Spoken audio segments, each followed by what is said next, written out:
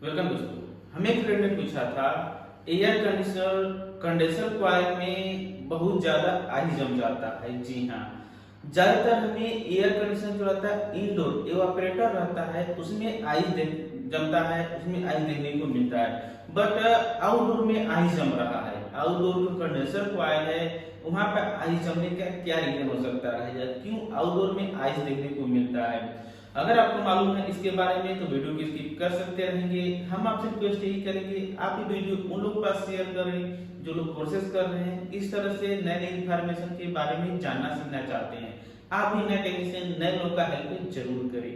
ये वीडियो आप WhatsApp group, Facebook group, other group में शेयर करें जिससे नए लोग जान सके क्या क्या प्रॉब्लम होता है एयर कंडीशनर में, कैसे इसे ठीक करते हैं। अगर आप इस तरह से इंफॉर्मेशन वीडियो देखना सीखना चाहते हैं तो हमारे चैनल को सब्सक्राइब भी कर सकते हैं।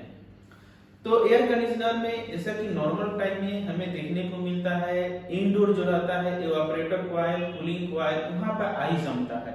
और कंडेंसर कॉइल जो रहता है वो हीट अप रहता है, वहां से तो गर्म हवा आता है, कंप्रेसर रहता है। तो कैसे वहां पे आइस जमता है, क्या रीजन हो सकता रहेगा। और ये चीजें कब होता है, ठंडी के मौसम में आपको देखने को मिलेगा। ठंडी के मौसम में जो आउटसाइड जो रहता है कंडेंसर रहता है वहां पे आइस जमता है। ये क्या होता है, सर्कुलेशन क्या क्यों होता है, ये हम समझते हैं। जैसा कि हम लोग जानते हैं गर्मी के मौसम में जो इंडोर ठंडा हवा करता है और हमें रूम में ठंडा हवा चाहिए, बट ठंडी का टाइम रहता है वो टाइम में ऑलरेडी रूम में ठंडा रहता है, रूम ठंडा रहता है, कूल रहता है बहुत ज्यादा।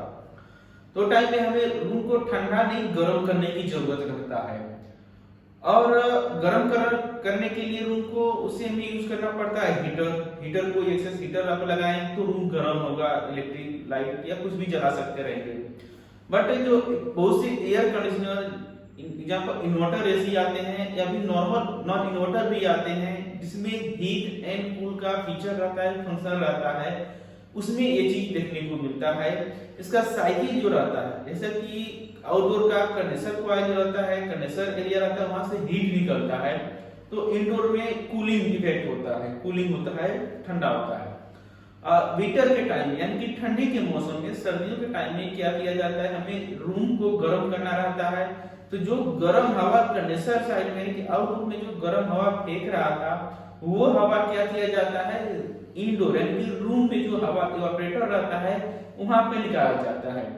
इसके लिए होता क्या है, जो इसका रेफ्रिजरेंट साइकिल जो रहता है, कंडेंसर जो रहता है और इवेपोरेटर रहता है, इसका डायरेक्शन चेंज कर दिया जाता है।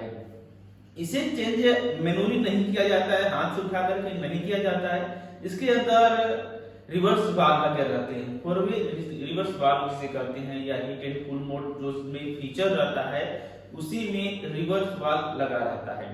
रिवर्स वाल्व जैसे कि नाम से मतलब रिवर्स करना, रिवर्स वाल्व। इसके अंदर एक सोलेनॉइड वाल्व लगा, सोलेनॉइड कॉइल रहता है। जब हम सिस्टम को इंडोर से थर्मोस्टेट से या रिमोट से हीट मोड ऑन करते हैं वो टाइम में होता क्या है, जो रेफ्रिजरेंट साइकिलिंग जो रहता है, जो कूलिंग हवा, ठंडा हवा जो इवेपोरेटर में आना चाहिए, इंडोर में आना चाहिए रूम में, वो ठंडा हवा क्या होता है कंडेंसर में जाता है। और जो कंडेंसर में गर्म गैस रहता है, गर्म हवा जो निकलता है, गर्म गैस रहता है, वो गर्म जो है इवेपोरेटर में आ जाता है कि इंडोर में आ जाता है, जिससे हीट जो है कंडेंसर से कंप्रेसर जो रहता है हाई प्रेशर हाई टेम्परेचर पर वर्क करता है, चलता है।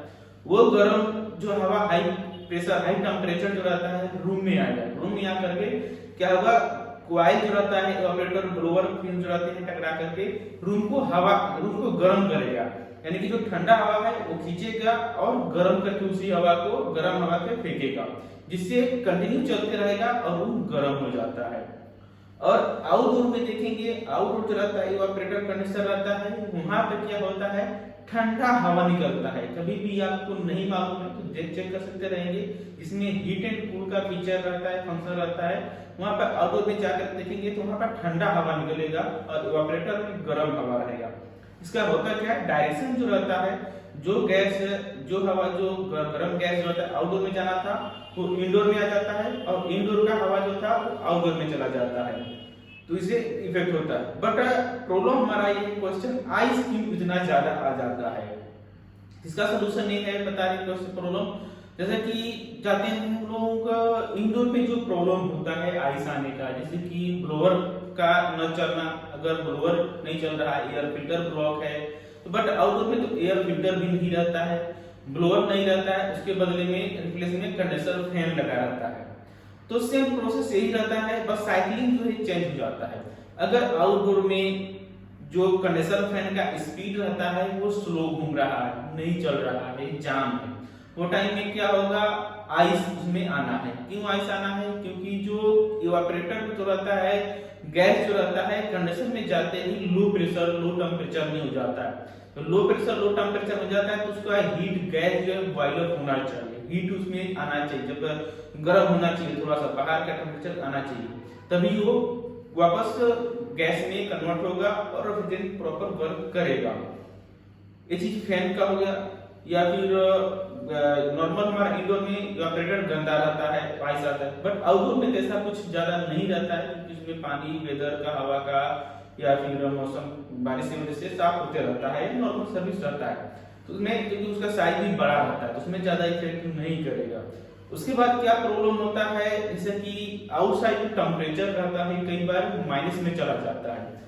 ये एसी में जो आइस देख रहे हैं ज्यादातर इंडिया में नहीं है, आउट ऑफ कंट्री में या फिर लोकल अपने आउट ऑफ कंट्री में, जहां पे जीरो टेम्परेचर या माइनस डिग्री टेम्परेचर में आ जाता है, वेदर टेम्परेचर जो रहता है माइनस में चलता है, माइनस से 2 4 5 हो गया या फिर 0 डिग्री टेम्परेचर हो गया है, वहां पे एयर कंडीशनर में ज्यादातर आपको देखने को मिलता है आइस आ जाता है। क्यों हो जाता है, क्योंकि रेफ्रिजरेंट जो गैस रहता है, एसी जो हीट कूल इफेक्ट करता है, ऑलरेडी नॉर्मल हमारा 6-7 डिग्री टेम्परेचर होता है, निकालता है, कूलिंग करता है, ग्रिल टेम्परेचर 6-7 डिग्री के नियर बाई आता है। But outside ambient temperature already 0 है, 1 डिग्री टेम्परेचर है, माइनस में है, वो टाइम में क्या होता है, रेफ्रिजरेंट जो है ठंडा कर रहा है, कंडेंसर आउटडोर जो कूल हो रहा है, ठंडा हो रहा है, बट ऑलरेडी आउटडोर का एम्बिएंट टेम्परेचर है, बाहर का वेदर जो है कूल है, ठंडा है, वो ठंडा भी इवापोरेटर पे आ रहा है, कंडेंसर पे हवा पे टकरा रहा है, जिससे और ज्यादा कूल हो जाता है गैस जो है और ज्यादा कूलिंग हो जाता है, लिक्विड में फॉर्म में हो जाता है और वो आइस बनना चालू हो जाता है, जमना चालू हो जाता है। तो रीजन यही होता है, ज्यादातर वेदर जो रहता है बाहर का ज्यादा कूल हो गया, ठंडा हो गया है, और हम जो रूम को गर्म करते हैं, गर्म करने के लिए इसमें हम 24, 25, 30 डिग्री टेम्परेचर बढ़ा के रख देते हैं। तो टाइम में रूम टेम्परेचर गर्म होना चाहिए उतना, और बाहर का टेम्परेचर ठंडा है, तो इसी ज्यादातर देर तक चलेगा, उसमें आइस आना ही रहता है। तो ज्यादातर प्रॉब्लम यही रहता है, बट ये चीजें आपको आउट ऑफ कंट्री में देखने को मिलता है, जहाँ पर वेदर जो है टेम्परेचर बहुत ज्यादा डाउन रहता है, 5-6 डिग्री, 1 डिग्री या फिर 0 डिग्री पे रहता है, वहां पे प्रॉब्लम ज्यादातर फेस करने को मिलता है। इस तरह से आ रहा है तो सिस्टम कोई प्रोसेस रहता है, आप डिफ्रॉस्ट करें, आइस गर्म पानी डाल करके उसी आइस को मेल्ट करें, डिफ्रॉस्ट को साफ कर क्लीन करें, वापस रिस्टार्ट करें, प्रॉब्लम सॉल्व हो जाएगा।